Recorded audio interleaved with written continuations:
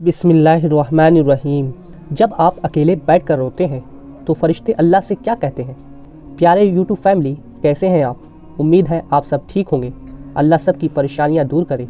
और जो भी भाई बहन परेशान है, बीमार है, जिनकी ज़िंदगी में दुख परेशानी है, तो अल्लाह ताला से दुआ है कि अल्लाह पाक उन सब की परेशानियों को दूर फरमाए और उनको सेहत और तंदुरुस्ती अता फरमाए, आमीन। चलिए प्यारे दोस्तों, अब वीडियो शुरू करते हैं। जब आंखों से आंसू टपकने लगे, जब हौसला टूटने लगे, जब खामोशियां बयान से बाहर होने लगे, जब दिल टूटने लगे, तब जरा रुकिए और रुक कर सोचिए। हाँ, कोई नहीं है अपना, मगर रब तो है ना पास। अल्लाह साथ है तो कैसा गम। जब अल्लाह से कुछ मांग रहे हो तो शक में मत पड़ो, यकीन कामिल रखो, वो देगा क्योंकि वही देता है। मायूस मत होना, जिनको गम ज़्यादा मिलते हैं उनके लिए रब की मोहब्बत भी ज़्यादा होती है। जिसे तुम नामुमकिन समझकर रो देते हो, अल्लाह वही तुम्हें अता करके खुश कर देगा। अल्लाह देना चाहता है तभी तो ख्वाब दिखा रहा है, हाथ उठाकर मांगने की तौफीक दे रहा है। जल्द खुशियाँ तुम्हारे मुकद्दर में होंगे इंशाअल्लाह।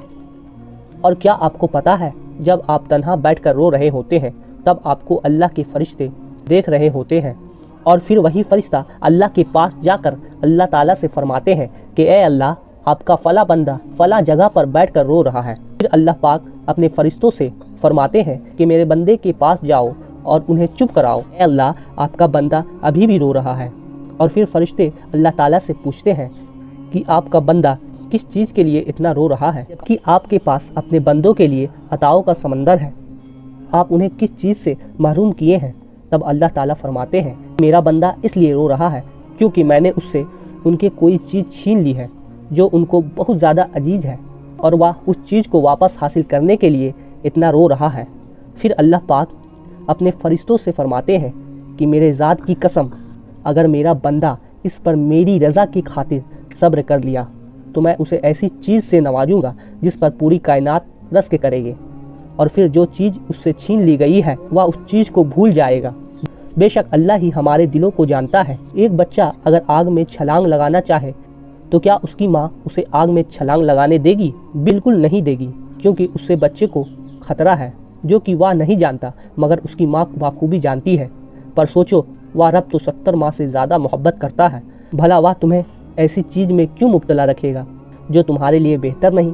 बेशक अल्लाह ही जानता है कि हमारा हक में क्या बेहतर है। जब तुम्हारी ज़िंदगी में कोई ऐसी तकलीफ़ या परेशानी आ जाए जो तुम्हारे कंट्रोल से बाहर हो, तो हमेशा याद रखना इस बात को कि आंधी के पीछे भी अल्लाह की रहमत की बारिश छुपी होती है। आप कभी भी अकेला नहीं होते।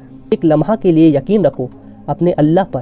अगर आप उनकी रज़ा के खातिर सब्र कर लेंगे तो फिर वह आपकी चाहत से राज़ी होकर उन्हें आपकी तकदीर का हिस्सा बना देगा। जो कुएं से निकालकर यूसुफ अलैहिस्सलाम को मिस्र का बादशाह बना सकता है, वह रब तुम्हारे गमों को खुशियों में भी बदल सकता है।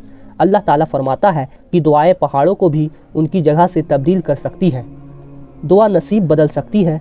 वह तुम्हारी कहानी को जब चाहे जहाँ चाहे मोड़ सकता है। जो छीन लिया हो वापस लौटा सकती है। जिसके होने की गुमान भी ना हो, दुआ वह कर सकती है। दुआ हर गुमान को हकीकत में तब्दील कर सकती है। दुआ मोमिन का हथियार होती है।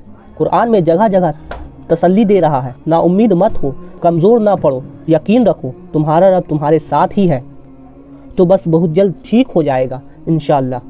वो दिन करीब है जब तुम अपनी हर दुआ हकीकत बनते देखोगे इंशाअल्लाह।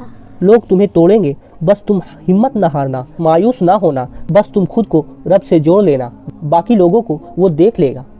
रब उस इंसान को गिरने नहीं देता जिसे हर हाल में अल्हम्दुलिल्लाह कहने की आदत हो। दुआ के लिए हाथ उठाना और तुम्हारा मांगना अल्लाह के तौफीक के बिना मुमकिन नहीं है। तो जिसने मांगने की हिम्मत दी है वो कबूल भी ज़रूर करेगा इंशाअल्लाह। बस आप सब्र और शुक्र के साथ हिम्मत ना हारना। इसलिए दोस्तों, आप हमेशा दुआ करते रहो। अल्लाह पाक से दुआ करें कि अल्लाह पाक हम सब को इन बातों पर सुनने से ज़्यादा अमल करने की तौफीक अता फरमाए, आमीन। अस्सलामु अलैकुम व रहमतुल्लाहि व बरकातुहू।